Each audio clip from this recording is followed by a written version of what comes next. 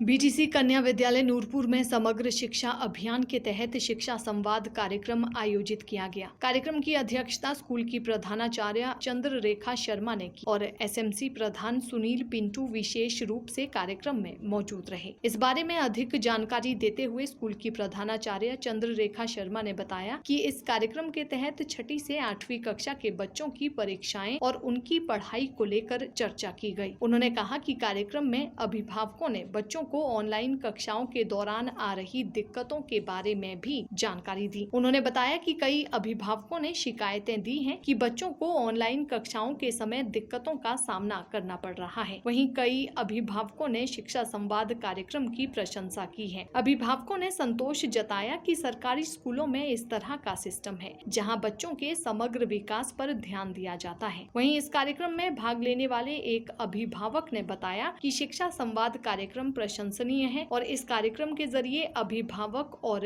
अध्यापक अपनी समस्याओं को एक मंच पर रख सकते हैं। उन्होंने बताया कि बच्चों की समस्याओं का समाधान करने के लिए ये बेहतर प्रयास है। आज 28 तारीख का शिक्षा संवाद जो था वो समग्र शिक्षा अभियान डायरेक्टर परियोजना के शिमला द्वारा जो है निर्धारित किया गया था। इससे पहले भी एक बार रखा गया था लेकिन वो कैंसिल करना पड़ा क्योंकि इसमें बच्चों की जो एग्ज़ाम की प्रोग्रेस है वो दिखानी होती है।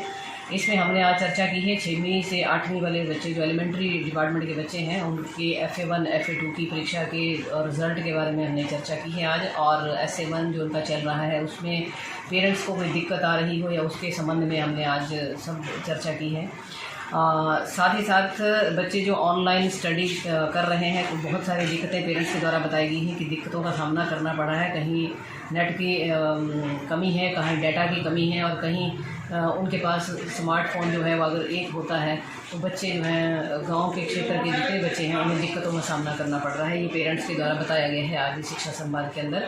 इसमें हमारे SMC प्रधान भी हमारे साथ मौजूद रहे हैं और जितने भी पेरेंट्स आज लगभग बहुत सारे पेरेंट्स हमारे साथ मौजूद रहे इतनी संख्या में, सभी अपने बच्चे के बारे में जानना चाह रहे थे और सभी अपने विचारों को रखना चाह रहे थे। इसमें एक पेरेंट्स ने अपने विचार भी रखे हमारे समक्ष कि जो शिक्षा संवाद है आज उन्हें पहली बार यहाँ पता चला क्योंकि वो अपने बच्चे को प्राइवेट स्कूल से लेकर के आए थे। पहली बार पता चला कि सरकारी स्कूल जो है ये सरकार जो है हमारे बच्चे की कितनी चिंता कर रही है, उसकी पढ़ाई को लेकर के, उसकी फ़िटनेस को लेकर के या मानसिक या शारीरिक तौर पर बच्चे कैसे फिट रहें, सारी चर्चा जो थी उन्होंने सुनी और उसके ऊपर उन्होंने एक संतोष व्यक्त किया कि मुझे अच्छा लग रहा है कि सरकारी स्कूल की व्यवस्था जो है वो बहुत अच्छी है। साथ ही जो क्वालिटी एजुकेशन है कि सिर्फ पढ़ाया ना जाए, उसके अंदर बच्चे को क्वालिटी दी जाए, उसके बारे में भी चर्चा की है।